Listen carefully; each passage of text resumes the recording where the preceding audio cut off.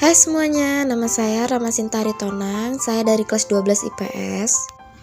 Jadi, di materi kali ini, kita akan membahas mengenai perjanjian Renville.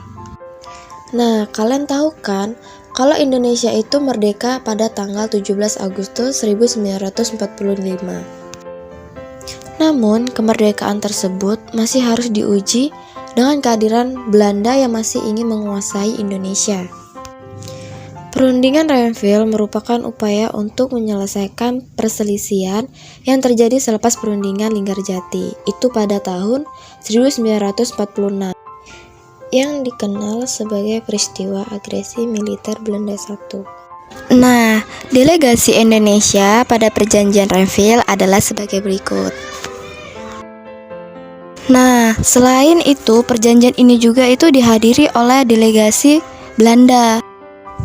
Nah, perundingan Renville diawali pada tanggal 8 Desember 1947 dan diakhiri dengan adanya penandatanganan naskah perjanjian itu pada tanggal 17 Januari 1948.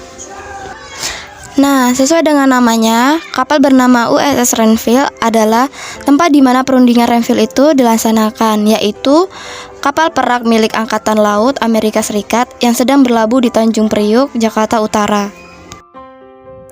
Nah, mengapa perundingan Renville merugikan Indonesia? Itu karena isi dari perjanjian tersebut membuat luas wilayah Indonesia itu menjadi semakin sempit dibanding perundingan sebelumnya. Wilayah Indonesia menurut perundingan Renville hanya meliputi bagian Jawa Tengah, Jogja, dan Sumatera. Nah, kira-kira apa ya dampak perundingan Renville itu? Munculnya perdebatan ini karena Indonesia dan Belanda saling klaim bahwa salah satu pihak telah mengkhianati perjanjian ini. Dan akhirnya Belanda melancarkan agresi militer II itu karena menganggap Indonesia mengkhianati kesepakatan tersebut. Agresi militer Belanda II dimulai pada tanggal 19 sampai 20 Desember 1948 sebagai serangan kelanjutan terhadap kedaulatan Indonesia. Dan apa penyebabnya? Adanya protes dari negara-negara di dunia terhadap tindakan Belanda. Perlawanan terhadap Belanda dilakukan secara gerilya dan peristiwa ini berakhir setelah penandatanganan perjanjian Royan-Royan.